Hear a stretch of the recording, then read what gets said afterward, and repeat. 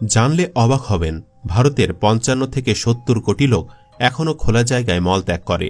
গরুর প্রস্রাব খাওয়া আর গোবর গায়ে মাখার প্রসঙ্গে নাই বা গেলাম, অথচ দাদাবাবুদের ভাবখানা এমন যে ওনারা ভাগাড়ের দেশ ভারত নয়, যেন লন্ডন আমেরিকায় বসবাস করেন। কেন ভারতের এত বিশাল পরিমাণ মানুষ বন জঙ্গলে, রাস্তা আর রেল লাইনের ধারে মলত্যাগ করে? টয়লেট ব্যবহারে ভারতীয়দের এত অনীহা কেন? বিশ্বের আর কোনো দেশে কি পরিমাণ মানুষ খোলাস্থানে মলত্যাগ করে? বাংলাদেশে খোলাস্থানে মলত্যাগকারী মানুষের সংখ্যা কত? সেসব নিয়ে আলোচনা করব আমাদের আজকের ভিডিওতে। বিস্তারিত জানতে ভিডিওটিতে একটি লাইক দিয়ে শেষ পর্যন্ত দেখতে থাকুন। বিশাল জনগোষ্ঠীর দেশ ভারতে ৩ ভাগের ১ ভাগই জন্মের পর থেকে টয়লেট ব্যবহার করে না। এমনকি শৌচাগার থাকার পরও তারা বেছে নেয় ধানক্ষেত, পাটক্ষেত, রেল লাইনের মতো জায়গা। ভারত জ্ঞানবিজ্ঞানে এগিয়ে গেলেও আলোর অপর পাশে রয়েছে ঘুটঘুটে অন্ধকার। মাঠে ঘাটে, বনে বাদুরে মলত্যাগ করার অভ্যাস তাদের প্রজন্ম থেকে প্রজন্ম বহন করে চলছে। নানা ইস্যুতে বাংলাদেশ কিংবা পাকিস্তানের বিষয়ে নাক গলানো ভারতের নিজেদেরই সমস্যার কোনো শেষ নেই।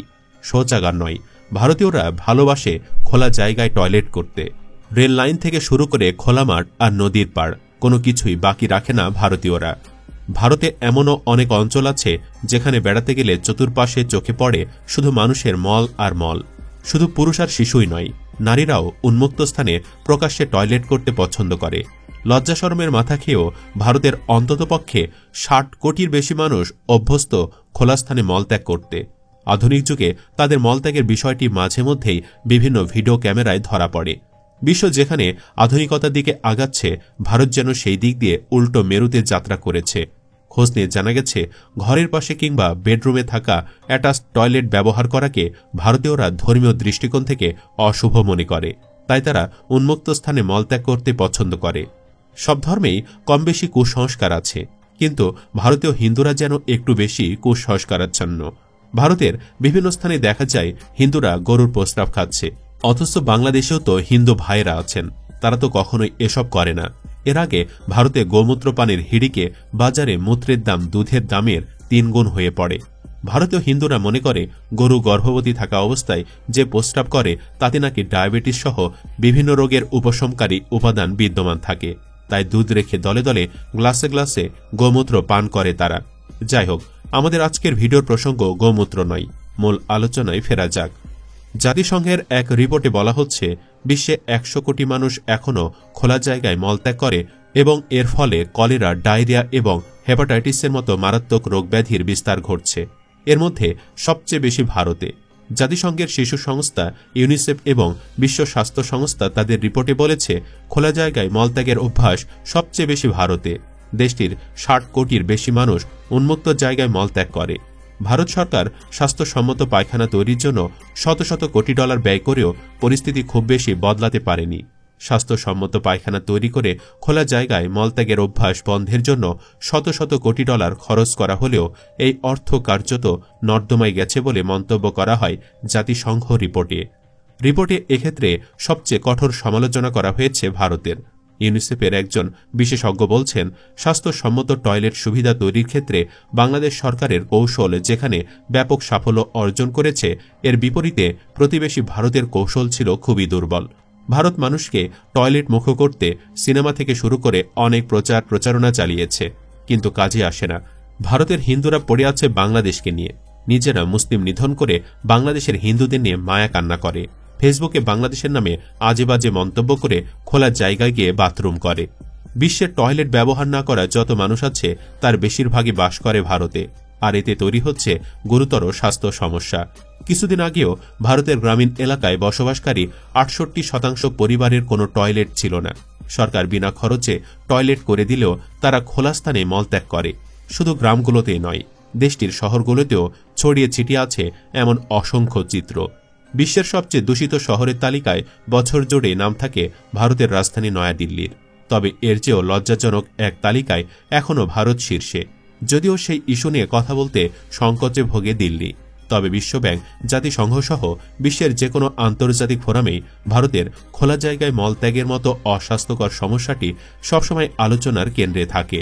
এই সমস্যার সমাধানে বছর বছর ঋণসহ বিভিন্ন আন্তর্জাতিক প্রকল্পে বরাদ্দ আসে কোটি কোটি ডলার। তবে লজ্জার এই রেকর্ড কোনোভাবেই দূর করতে পারছে না মোদী সরকার। নরেন্দ্র মোদীর আমলে ভারত যখন বিশ্বমঞ্চে জায়গা করার মরিয়া চেষ্টা করছে, তখন খোলা জায়গায় মলত্যাগের এই রেকর্ড এবং স্বাস্থ্য ব্যবস্থা বারবারই উঠে আসছে। এই সংকট দূর করতে ইউনিসেফ বিশ্ব ব্যাংকের কাছ থেকে কোটি কোটি ডলার সহায়তা নিয়ে টয়লেট নির্মাণের বিশাল কর্মযজ্ঞ শুরু করে। স্বচ্ছ ভারত অভিযানের অংশ হিসেবে কয়েক কোটি টয়লেট তৈরিও করে সরকার। এই পরিস্থিতি থেকে উঠে আসতে বিশ্ব ব্যাংক থেকে টয়লেট নির্মাণের জন্য $1.5 বিলিয়ন ঋণ নেয় মোদী সরকার, অথচ কাজের কাজ কিছুই হয়নি। ভারতের এমন অস্বাস্থ্যকর স্যানিটাইজেশন ব্যবস্থা দেশটির জাতীয় উন্নতিকে পিছু টেনে ধরছে। এ কাজের জন্য তাদের ট্রল হতে হয় বিশ্ব দরবারে। গ্রাম এবং শহরগুলোর শিক্ষা প্রতিষ্ঠানগুলোতেও নেই ঠিকঠাক মতো টয়লেট। দেশটির 22% স্কুলে পর্যাপ্ত টয়লেট নেই, এমনকি 58% প্রি প্রাইমারি স্কুলে কোনো ধরনেরই টয়লেটেরই ব্যবস্থা নেই। ভারতে টয়লেট সুবিধা নেই 19.4% পরিবারে। শহরাঞ্চলের মোট পরিবারের 6.1% এবং গ্রামাঞ্চলের মোট পরিবারের 25.9% টয়লেট নেই।